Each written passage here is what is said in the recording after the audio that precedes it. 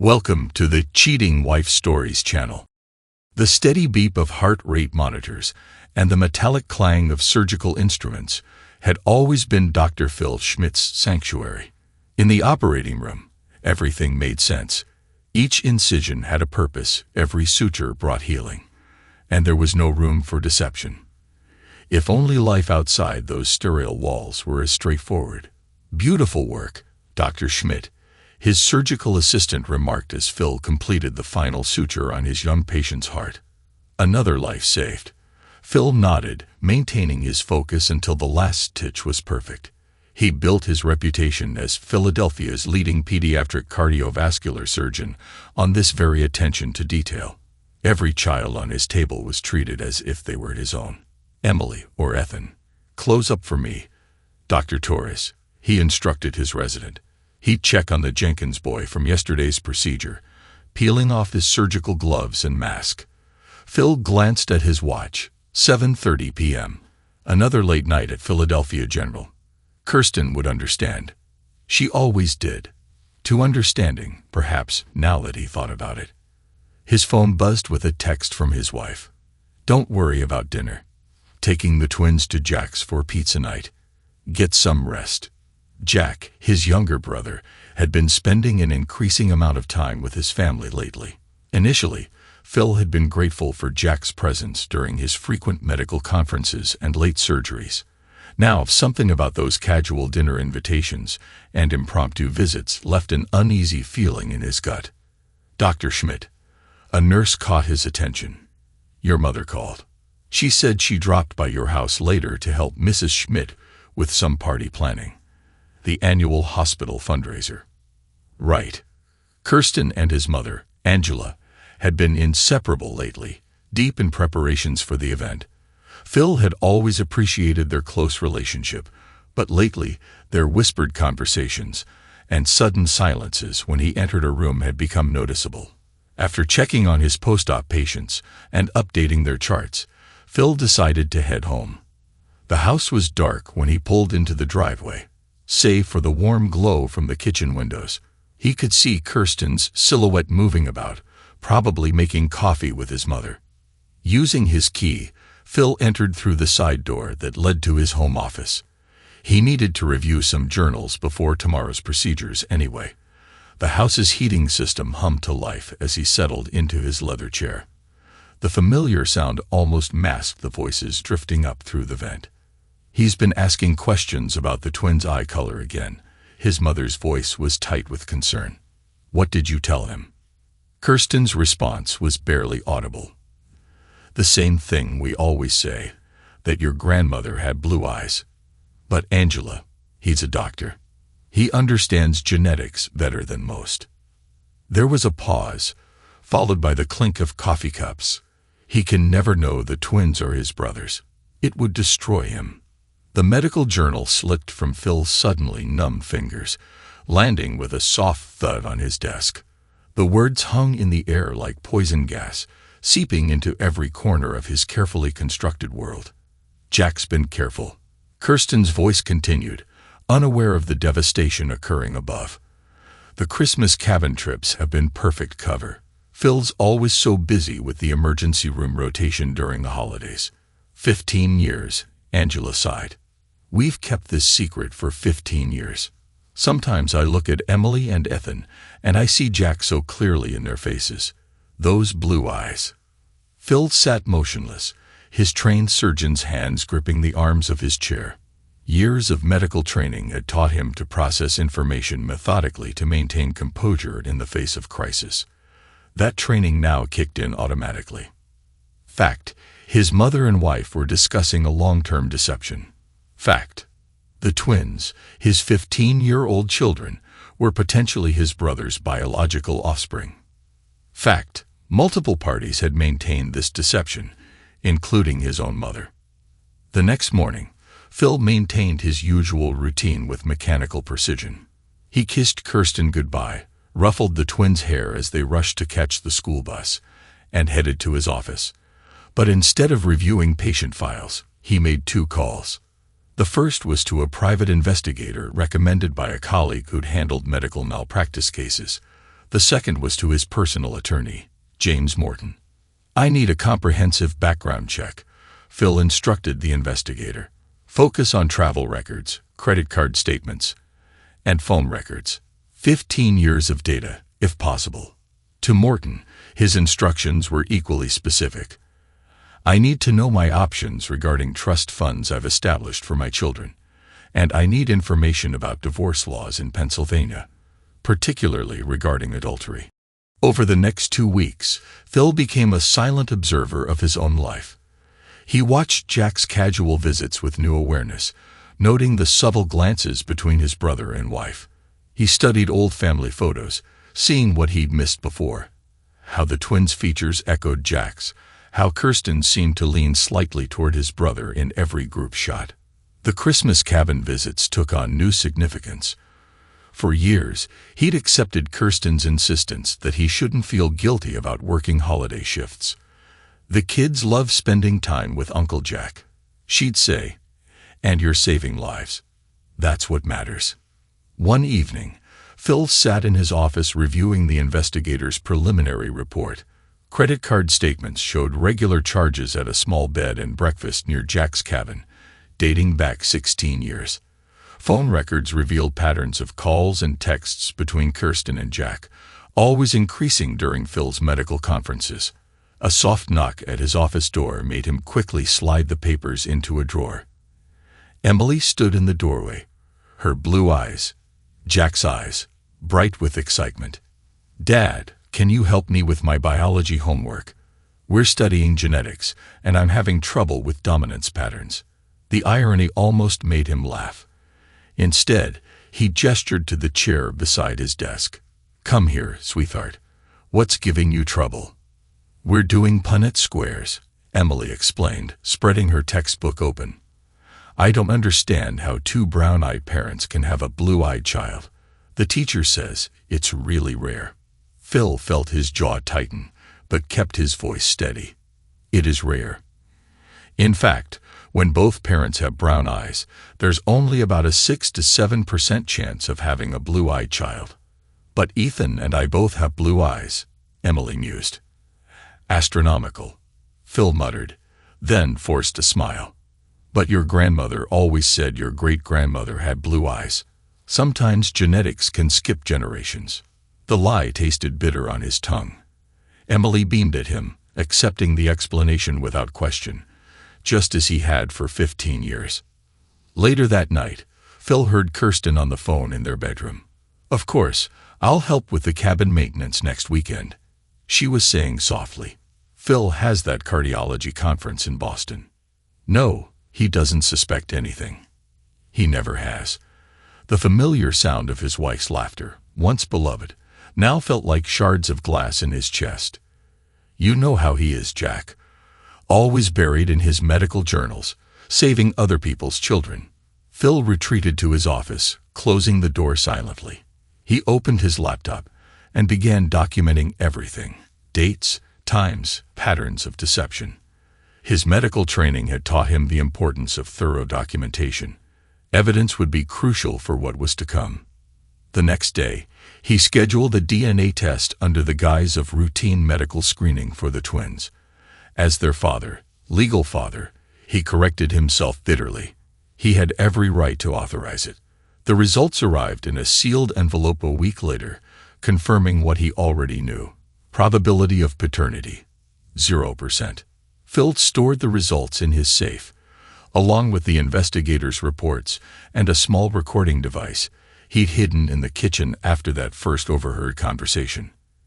Each new piece of evidence was another nail in the coffin of his marriage, his family, his trust. At the hospital, he maintained his usual schedule of surgeries and consultations.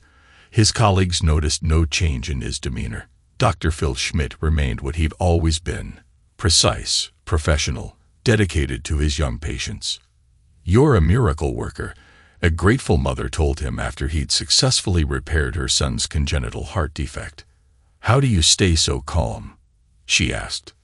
"Knowing children's lives are in your hands. Focus on what's important," Phil replied, watching her stroke her son's hair. "Everything else is just noise." The hospital fundraiser approached, and Phil watched Kirsten and his mother flutter about with their preparations. They'd chosen family ties as the theme this year, without a trace of irony. "You'll be there, won't you, dear?" his mother asked over Sunday dinner. "I know how busy you are, but it means so much to Kirsten." Phil noted how she emphasized his wife's name, playing on his guilt as she probably done for years. "Of course, Mother. I wouldn't miss it." Jack cleared his throat from across the table. "I could cover for you at the hospital if you need, big brother. What are families for, right?" The twins giggled at some private joke with their uncle, and Phil saw Kirsten's hand brush Jack's as she passed the breadbasket. The casual intimacy of the gesture displayed right under his nose made his stomach turn. That night, after everyone had gone home, Phil refined his plan.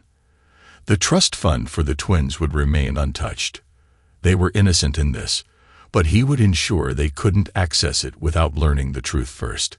Coming to bed, Kirsten called from upstairs. "Soon," he answered, "just need to finish some patient notes." Instead, he began making arrangements.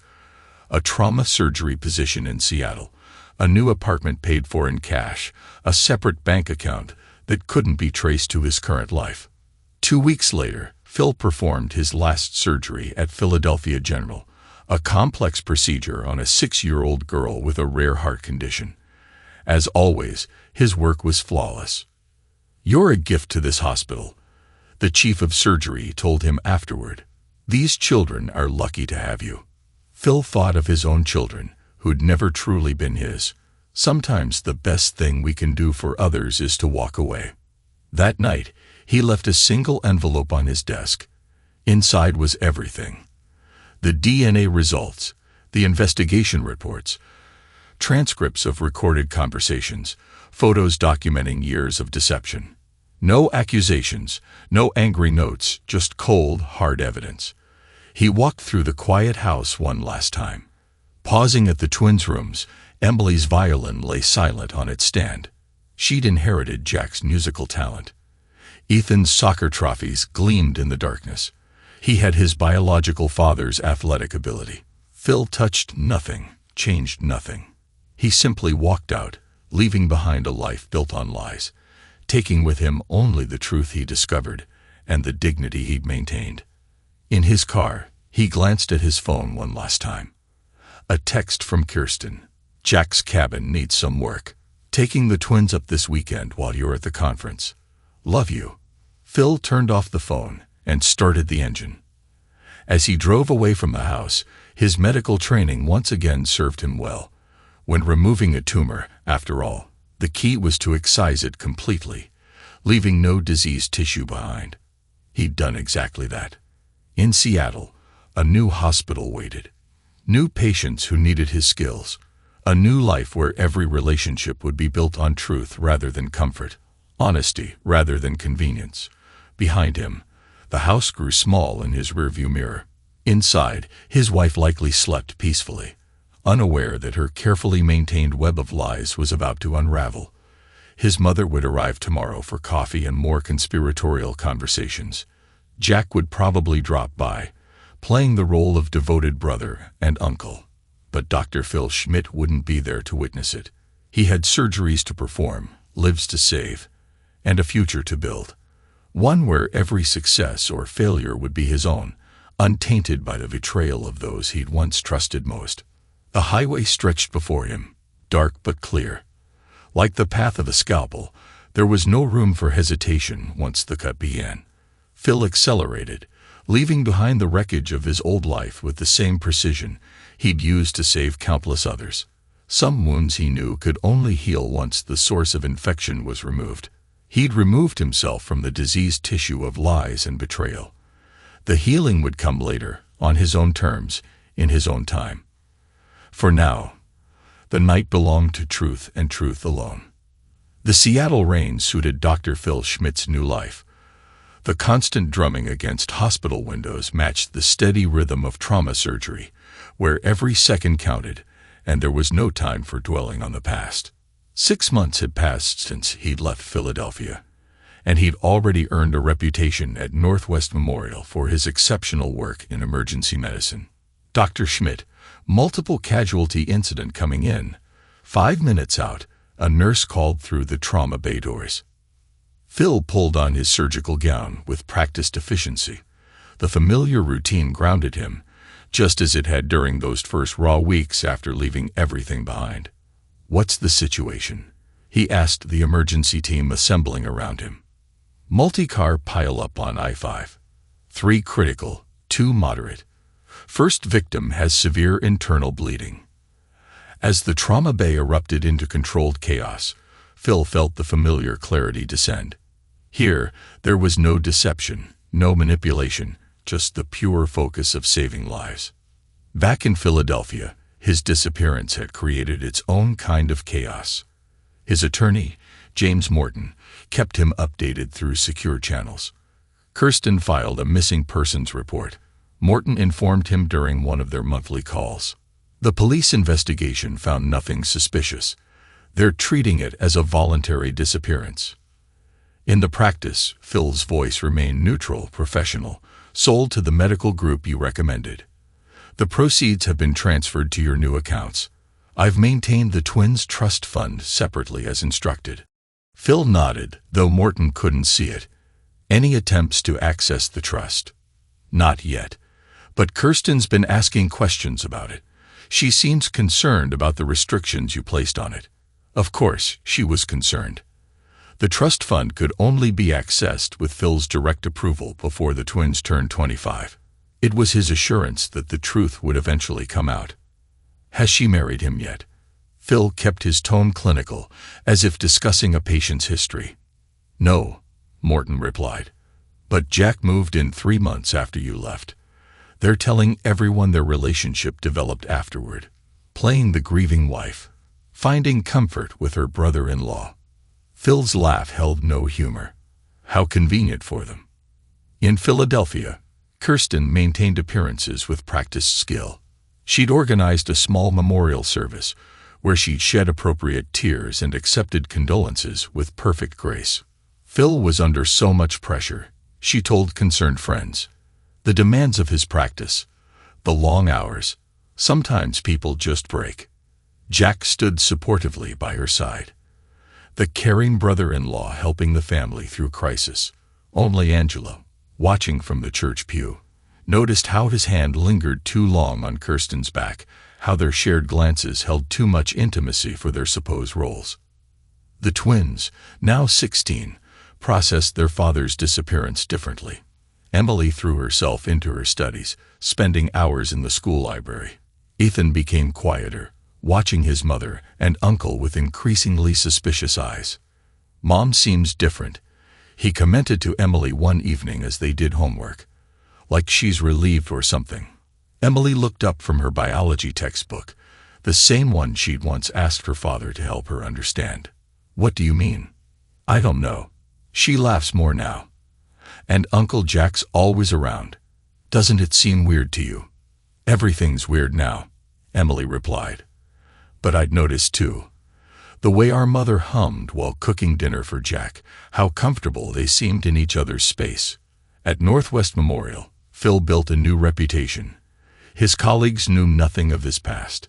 He was simply the brilliant trauma surgeon who worked impossible hours and never discussed his personal life. "You should come for dinner sometime," Dr. Sarah Chun, another trauma surgeon, suggested after a particularly difficult shift. "My husband makes amazing lasagna." "Thank you, but I prefer to keep my life simple," Phil replied, his tone polite but final. Sarah studied him thoughtfully. "You know, there's a difference between keeping things simple and building walls." Phil met her gaze steadily. "Walls serve a purpose, Dr. Chun. They protect what's valuable." In his apartment, overlooking Puget Sound, Phil maintained his own form of documentation. Morton sent him news clippings, social media updates, and reports from a private investigator in Philadelphia. One photo showed Kirsten and Jack at a restaurant, his hand casually covering hers on the table. Another captured them at Emily's piano recital, standing closer than in-laws should. The twins appeared in many images, their features increasingly reflecting Jack's genetics as they matured. Phil stored everything methodically, building a timeline of truth that would eventually shatter their carefully constructed lies. Meanwhile, Angela struggled with her role in the deception. She'd started seeing a therapist, though she could never reveal the true source of her guilt. "I've lost my son," she told the therapist, technically truthful but deliberately vague. "Not to death, but to circumstances I helped create." The therapist prompted, "Do you want to elaborate on those circumstances?" Angela clutched her tissue tighter. "I thought I was protecting him." "Isn't that what mothers are supposed to do? Protect their children from pain?" "Sometimes protection causes more harm than truth," the therapist replied, unknowingly echoing Phil's own philosophy. The twins' 17th birthday arrived, marked by a lavish party at Jack's cabin, now a second home to the family. Kirsten wore a new dress, laughing at Jack's jokes with the easy familiarity of a long-term partner. To family, Jack toasted his arm around Kirsten's waist. And to new beginnings, Emily smiled, but Ethan watched them with increasingly troubled eyes. Later, he found old photo albums in the cabin's storage room.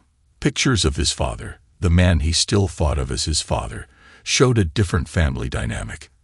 In those images, Phil stood slightly apart, his smile genuine, but his eyes missing the subtle signs of strain that Ethan now recognized in retrospect. There were Christmas photos from this same cabin, years of them, where Phil was conspicuously absent. "He was always working," Kirsten explained when Ethan asked about the photos. "Your father chose his career over family time." "Did he?" Ethan wondered aloud. "Or was that just convenient for everyone else?" Kirsten's face flickered with something. Guilt? Fear? Before she composed herself, "You don't understand adult relationships, sweetheart. Things are complicated." "They seem pretty simple now," Ethan observed. "You and Uncle Jack seem to have it all figured out." Jack stepped in, his tone carrying a warning edge. "Watch your tone, Putty. Your mother's been through enough." In Seattle, Phil received regular updates about these developments from Morton. Each report strengthened his resolve.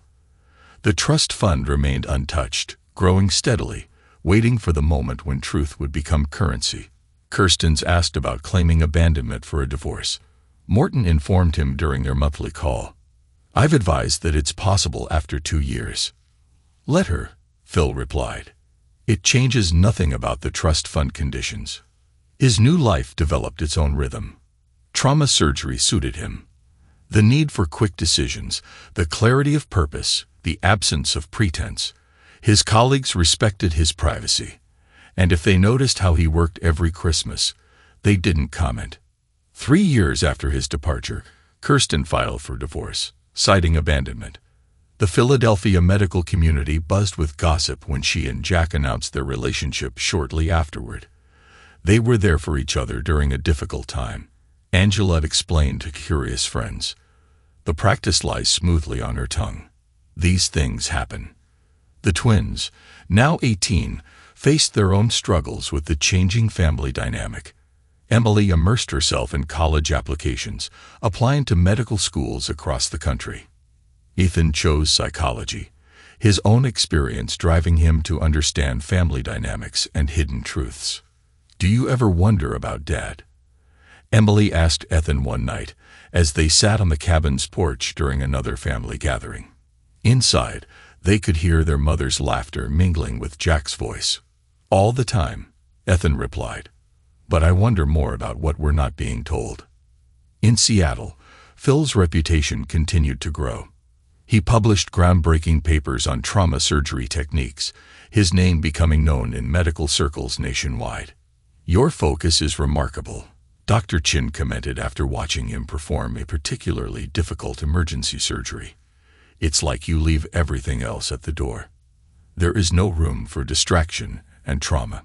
Phil replied, "The patient deserves our complete attention."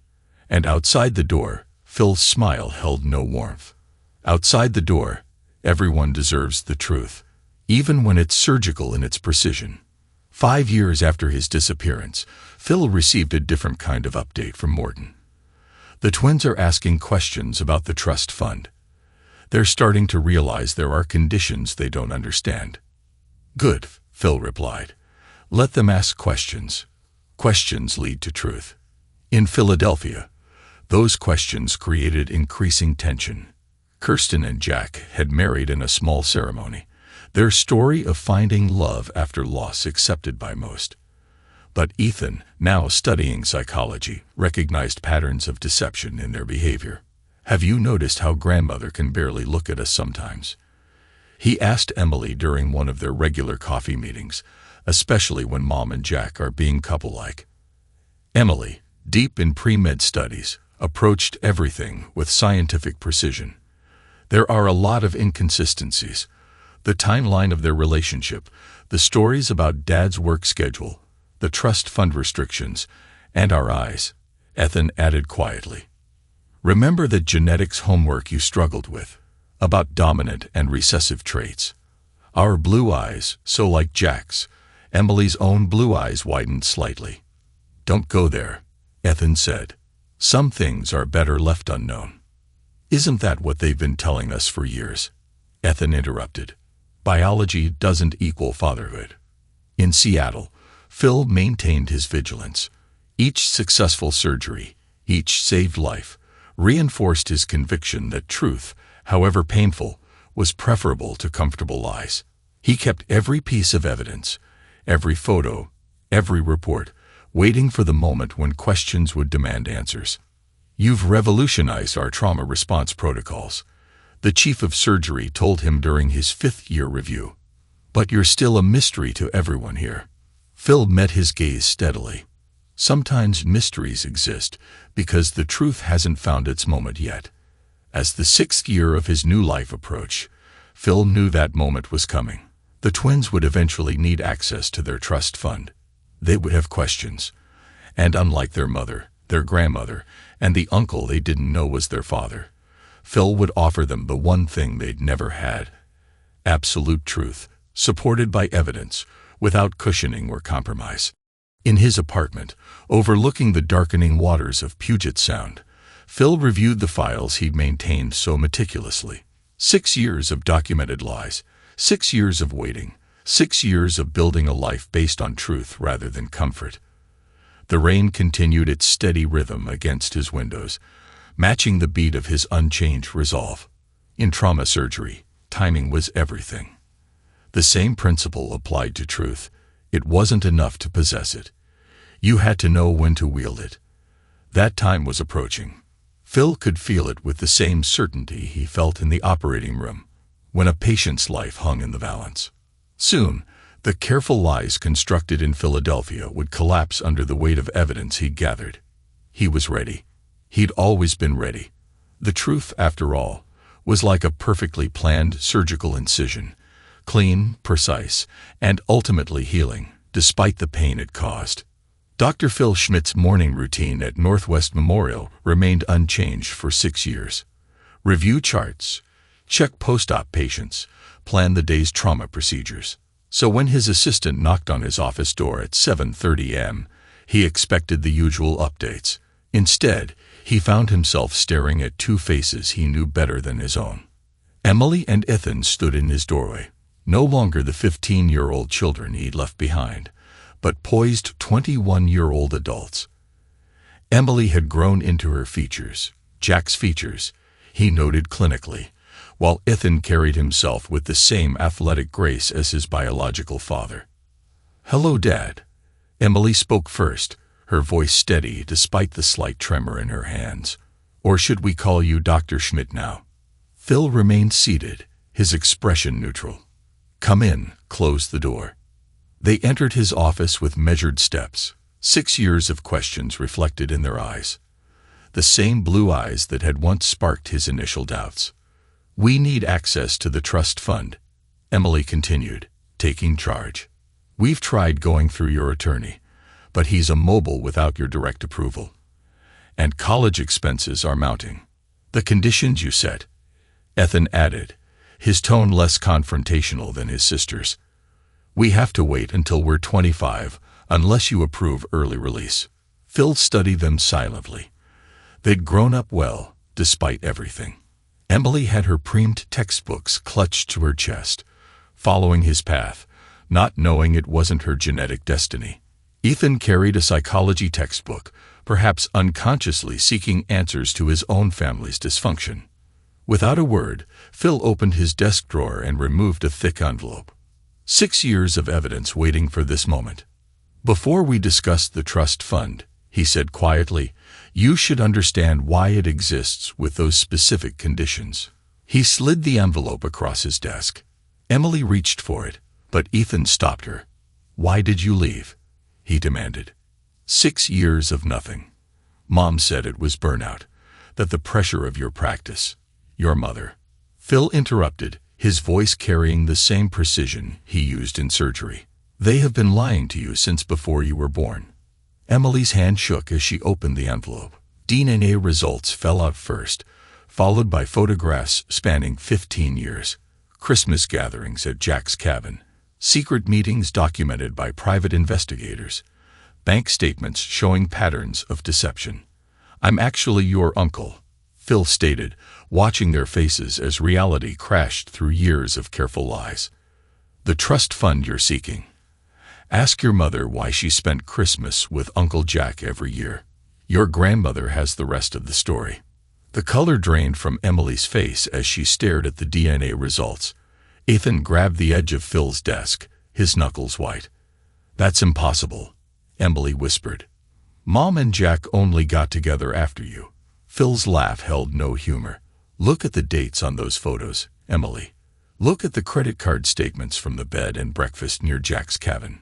Count backward from your birth dates. Ethan was already doing the math, his psychology training letting him see the patterns they'd missed. The Christmas trips, Mom's insistence on going to the cabin every year.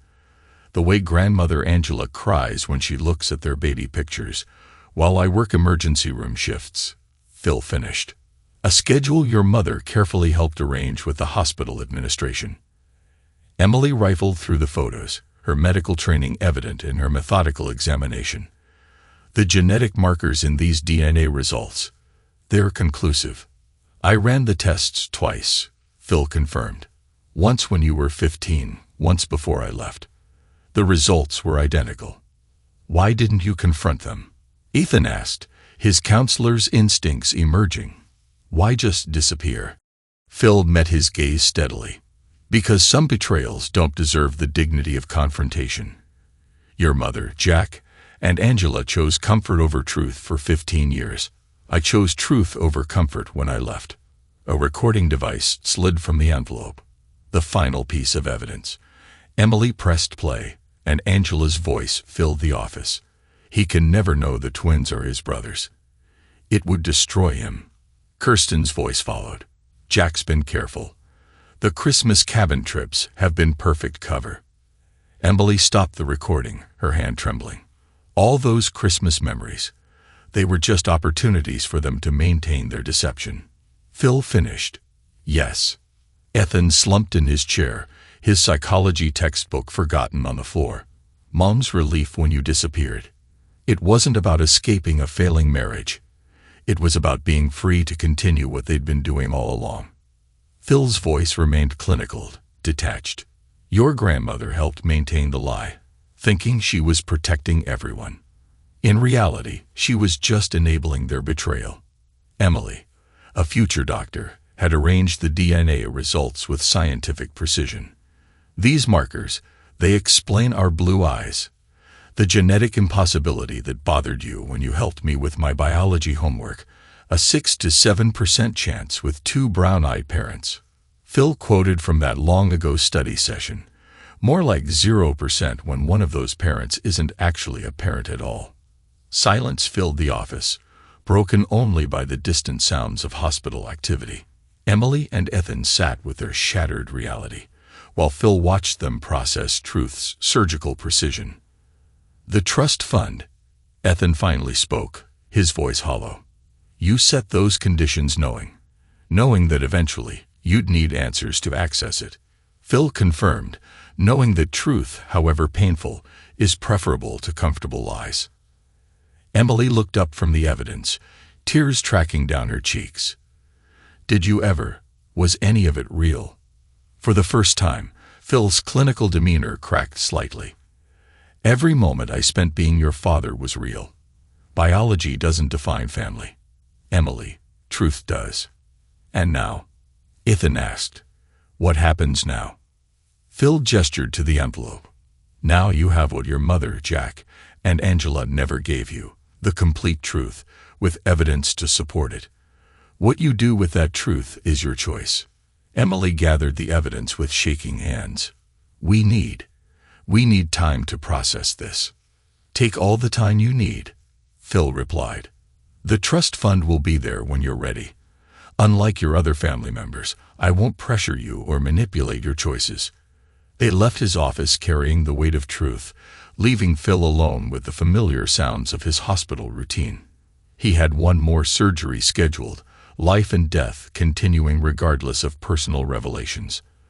The truth spread through their family like a controlled demolition, each revelation bringing down another facade of lies.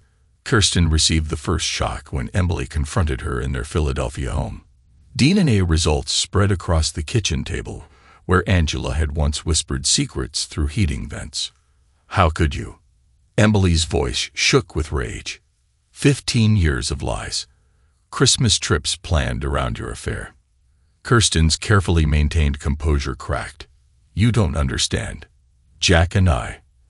Ethan cut in, his counselor's training evident in his controlled anger. We've seen the evidence.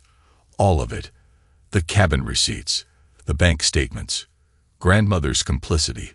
We were in love. Kirsten defended herself weakly. We didn't want to hurt anyone. So you chose to lie instead, Ethan stated firmly. Emily's laugh was bitter, reminiscent of Phil's. To let us bond with our uncle while our father worked emergency room shifts you helped arrange. Jack arrived during the confrontation, his arrogant confidence faltering at the sight of the DNA results. Who gave you these? Our uncle, Ethan replied coldly. The man who actually acted like a father. Angela was next, her carefully maintained facade crumbling when the twins presented her with the recorded conversation. She aged years and minutes, hearing her own voice detail the deception. I thought I was protecting everyone, she whispered. Phil was such a good father and you children were so happy. We were happy because we didn't know we were living a lie, Emily responded. You chose their comfort over our right to truth. The trust fund remained untouched. Emily and Ethan found other ways to fund their education, recognizing that accessing it would mean accepting the fruits of 15 years of deception. Months passed. Emily threw herself into her medical studies with renewed determination, no longer following what she thought was her father's path, but forging her own. Ethan's psychology practice gained depth from his personal experience with family trauma. Kirsten and Jack's marriage began to crumble under the weight of revealed truth. The passion that had fueled 15 years of deception couldn't sustain them once their comfortable lies were exposed. Was it worth it? Ethan asked them during one particularly heated family discussion. Trading truth for comfort. Trading integrity for convenience. Neither had an answer that didn't sound hollow. 1 year after the revelation, Phil sat across from Emily and Ethan in a quiet Seattle restaurant. The twins had processed their anger, their grief, their sense of displacement. What remained was a cautious desire to know the man who had chosen truth over comfort. I'm considering pediatric surgery, Emily mentioned, watching Phil's reaction. Not because of family legacy, but because I want to heal. Phil nodded, understanding the distinction, making choices based on truth rather than inherited expectations. That's wisdom, Emily. My practice is focusing on family trauma, Ethan added, helping others navigate truth after deception. It's therapeutic. Truth often is, Phil replied, even when it cuts deep. They shared a meal without pretense, without the weight of false roles and obligations. 3 people connected not by comfortable lies, but by their commitment to truth. In Philadelphia, Kirsten and Jack's marriage had ended, unable to survive outside the greenhouse of secrecy they'd built. Angela sought forgiveness but found, as Phil had known, that truth once buried grew thorns when unearthed. The trust fund remained intact, a testament to choices made and principles maintained. Emily and Ethan understood now why Phil had placed those conditions, not as punishment, but as a path to truth. "Do you regret leaving the way you did?" Emily asked over dessert. Without confrontation, Phil considered the question with his usual precision. Some cancers require complete excision, clean margins, no compromised tissue left behind. Ethan, with his counselor's insight, nodded. "You couldn't heal while maintaining contact with the source of infection." "Precisely," Phil confirmed. "I chose truth over comfort, reality over pretense, just as you're both doing now." They parted that evening with newfound understanding. Phil returned to his trauma unit, where split-second decisions meant the difference between life and death. Emily resumed her medical studies, approaching healing from a perspective shaped by personal experience. Ethan continued helping others navigate their own paths to truth. In his hospital office, Phil added a new photo beside his medical certificates, not a false family portrait built on lies, but a simple snapshot of a quiet dinner with Emily and Ethan. Three people who had chosen truth over comfort, healing over pretense. During rounds the next morning, a resident asked about a particularly complex trauma case. "Sometimes," Phil told them, "the hardest diagnosis is the one that forces us to re-examine everything we thought we knew about ourselves. But truth, properly applied, always heals." The resident nodded, not knowing the personal weight behind those words. But Emily and Ethan would have understood. They'd learned, as Phil had, that family could be rebuilt on truth's foundation, even after lies had torn it apart. In the end, biology had made Phil their uncle, but choosing truth had made him something more, a man worthy of the trust they now chose to place in him, not out of obligation or deception, but out of respect for his unwavering commitment to truth. Epilogue.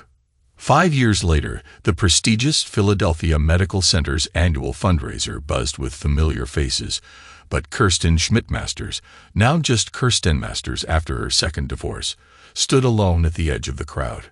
Her designer dress couldn't hide how the years of revealed lies had aged her. At 49, she looked closer to 60. The price of deception etched in every premature line on her face. Dr. Emily Schmidt was giving the keynote speech. She overheard someone whisper, "Youngest head of pediatric cardiology in the hospital's history." Kirsten's hand tightened around her champagne glass. Her daughter, though she used Phil's surname now, had deliberately not informed her about this honor. She learned about it through the hospital newsletter, like any other stranger. Emily took the stage with the same confidence Phil had once shown in these halls. At 26, she'd surpassed every expectation, driven by a determination born from shattered illusions. "Medicine," Emily began. "Our field is built on trust. We trust in science and methodology and truth. Without truth, healing is impossible." In the back row, Jack Masters shifted uncomfortably. His once athletic frame had softened, his arrogance deflated by years of consequences. The affair that had seemed so passionate, so worth any deception, had crumbled under truth's weight. "How did you become so dedicated to truth?" someone asked. "My journey into medicine," Emily continued, "was shaped by two men. One showed me that technical skill without integrity is worthless. The other demonstrated that truth, however painful, is the foundation of real healing." Kirsten knew which man was which. Her marriage to Jack had lasted barely 2 years after the truth emerged. The passion that had fueled 15 years of deception couldn't survive in daylight. They tried to maintain their relationship, claiming their love justified everything. But guilt and recrimination had poisoned every moment. The final break came during a heated argument about money. Their comfortable lifestyle, built on Jack's successful private practice, had collapsed when his patients learned about the affair. Who would trust a doctor who could deceive his own brother for 15 years? "You promised we'd be happy," Kirsten had screamed during their last fight. "That once we were free to be together, everything would be perfect," Jack had retorted. "Happy?" Jack's bitter laugh echoed her own delusions. "We were happy in secret, Kirsten. We were happy while Phil worked emergency room shifts we arranged. We were happy stealing moments at the cabin while he saved children's lives. Now they were just two people who destroyed a family for their own pleasure. They divorced a year later. No passionate declarations, no fighting for their love. Just quiet signatures on papers that officially ended their affair-turned-marriage." Jack had moved to New Jersey, trying to escape his reputation. Kirsten stayed in Philadelphia, clinging to her social connections, even as they slowly dissolved. Now, watching Emily command the audience's attention, Kirsten saw what her selfishness had cost. Her daughter's professional success was a triumph she couldn't share. Every achievement was celebrated with Phil, who had quietly supported Emily's medical career from Seattle. In the front row, Ethan sat with his wife, Sarah, their 1-year-old daughter asleep in his arms. He'd built a successful practice specializing in family trauma and betrayal recovery. His own experience had given him unique insight into helping others navigate similar paths. "My brother, Emily," Ethan gestured to Phil, "taught me that understanding comes from facing truth, not hiding from it. His work helping families heal from betrayal inspired my own commitment to medical ethics." Angela Schmidt wasn't present. She'd moved to Florida 3 years ago, unable to bear the weight of her role in the deception. Her attempts to justify her choices, "I was protecting the family," had fallen on deaf ears. The twins maintained minimal contact, sending obligatory holiday cards and occasional photos of Ethan's daughter, whom she'd never met in person. The last row held a surprise guest. Dr. Phil Schmidt, now chief of trauma surgery at Northwest Memorial, had flown in specifically for Emily's keynote. At 54, he remained imposing. Success and truth had preserved him better than guilt had preserved his ex-wife and brother. Beside him sat Dr. Sarah Chun, his colleague from Seattle who had become more than a friend 2 years ago. Their relationship, built on shared medical dedication and absolute honesty, stood in stark contrast to the deception that had shaped his past. In trauma surgery, Emily's voice carried the same precision as Phil's. "We don't have time for anything but truth. A patient's life depends on accurate information, clear communication, and unwavering integrity." Kirsten remembered when those words could have described her marriage to Phil. Before the lies, before Jack, before 15 years of Christmas cabin deceptions, she watched her daughter command the room with the same authority Phil had once shown, knowing she'd lost the right to feel proud. After the speech, the audience moved to the reception area. Kirsten watched from a distance as Emily hugged Phil and Sarah. As Ethan introduced his daughter to hospital board members, her children lived successful lives that no longer included her. Quite a speech. Jack's voice came from behind her.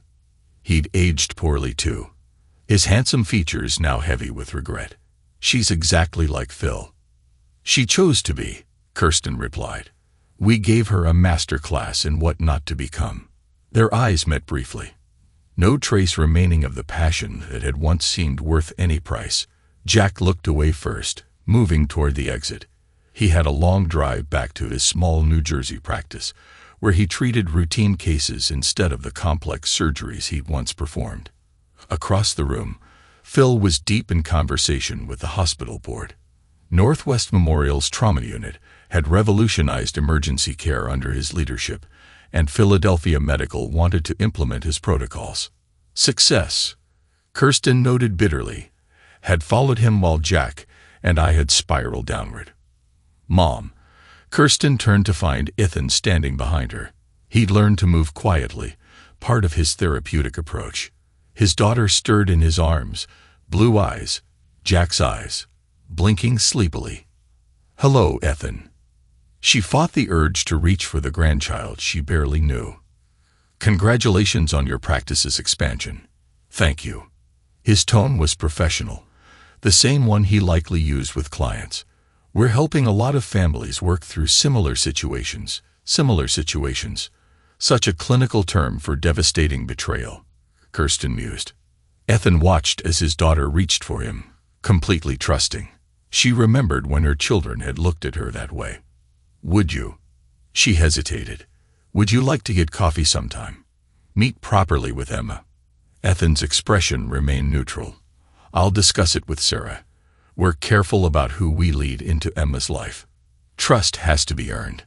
The irony of her son counseling others about trust while maintaining professional distance from her wasn't lost on Kirsten. She nodded, accepting his terms as the consequence of her choices.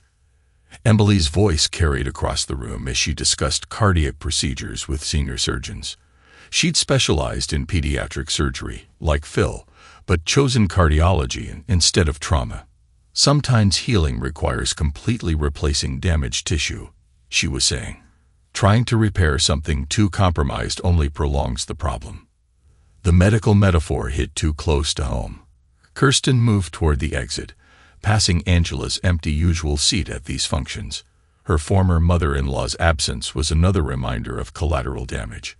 Angela's life in Florida was lonely, filled with volunteer work and attempts at redemption that never quite succeeded. Her Christmas cards to the twins remained unanswered. She tried explaining herself in therapy, but the therapist's response had been uncomfortably direct. "You chose to protect the wrongdoers instead of the victims. Have you considered that your guilt is appropriate?" Outside the hospital, Philadelphia's evening air carried a hint of approaching autumn. Kirsten's apartment waited. A small place, nothing like the home she'd shared with Phil, or even the house she briefly lived in with Jack. Her interior design business had suffered when her social circle contracted.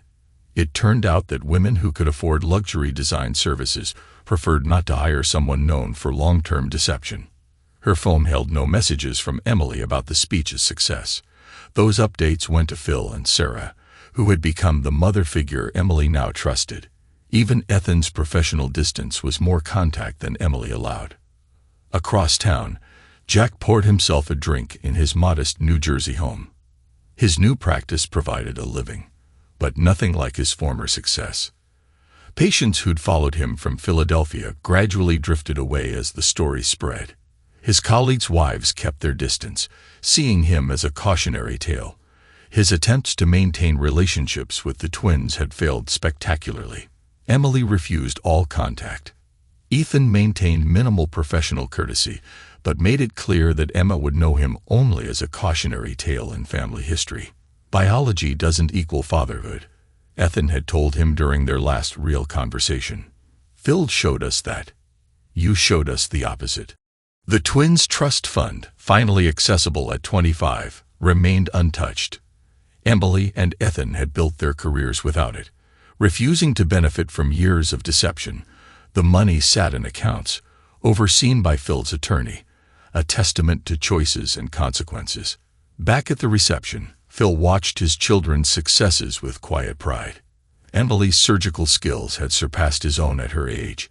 Ethan's insight helped others navigate the trauma of betrayal.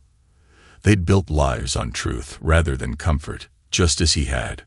"Ready to head back to Seattle?" Sarah asked, her hand finding his. Their relationship started in the trauma unit and, built on shared values, stood as proof that trust was possible after betrayal. "Almost," Phil replied. "Just need to confirm the details for Christmas." Christmas, once a season of deception, had been reclaimed. The twins would visit them in Seattle, bringing Emma for her second Christmas. No cabin trips, no convenient emergency room shifts, no hidden agendas. Just family, built on truth rather than biology. In her apartment that night, Kirsten looked at old photos. Emily's medical school graduation attended from a distance. Ethan's wedding, where she'd sat in the back row while Phil walked Emily down the aisle as best man. Emma's birth announcement, received through Ethan's assistant. She'd gained everything she thought she wanted with Jack. Passion, excitement, the thrill of secret love. She'd lost everything that actually mattered. Respect, trust, family bonds that couldn't be rebuilt. Jack stared at his own collection of consequences. A smaller practice, distant children, a reputation permanently stained. The affair that had seemed worth any price had cost more than either of them could have imagined. Angela, in her Florida condo, surrounded herself with photos from before. Before the lies, before the choices, before she'd chosen to protect the wrong people at the expense of the right ones. Her attempts at justification grew weaker each year. But in Seattle, Phil prepared for another trauma surgery. His unit's success rate had set new standards. His relationship with Sarah added personal joy to professional satisfaction. His children's visits brought the comfort of honest relationships. Emily, driving home from her triumphant speech, called him on speakerphone. "Dad, the board wants to implement your protocols. Would you consult?" "Of course," he replied. "I'm proud of you, Emily, not just for your success, but for building it on truth." Ethan, putting Emma to bed, felt no regret about maintaining professional boundaries with his biological father and former mother. His practice helped others understand that family wasn't about biology or social expectations. It was about choices, truth, and consistency. The night settled over Philadelphia, Seattle, New Jersey, and Florida. In 4 different locations, the consequences of choices made long ago played out in distinctly different ways. For those who had chosen deception, Kirsten, Jack, and Angela, each evening brought fresh reminders of what they'd lost. No amount of justification could fill the void left by broken trust. For those who had chosen truth, Phil, Emily, and Ethan, each day brought the quiet satisfaction of lives built on solid foundations. They'd learned that healing didn't require forgiveness, just acknowledgement of reality and commitment to honesty. The truth, as Phil had known all along, was both scalpel and suture, cutting away diseased tissue while creating space for healthy growth. Some wounds never fully healed, but understanding why they existed brought its own form of peace. In the end, everyone had exactly what they'd chosen, not what they'd wished for, not what they'd imagined, but what their actions had earned. It was, perhaps, the truest form of justice, living with the consequences of one's own decisions. The story continues in all their lives, but the moral remained constant. Truth, however painful, builds stronger foundations than comfortable lies. Phil's surgical maxim had proven true in life as well as medicine. The hardest diagnosis is the one that forces us to re-examine everything we thought we knew about ourselves. And sometimes, that diagnosis is exactly what we need to truly heal. Thanks to everyone who took the time to listen to today's stories. If you enjoyed it, please consider liking and subscribing if you haven't already. Feel free to share your thoughts on the events in the comments below. Take care.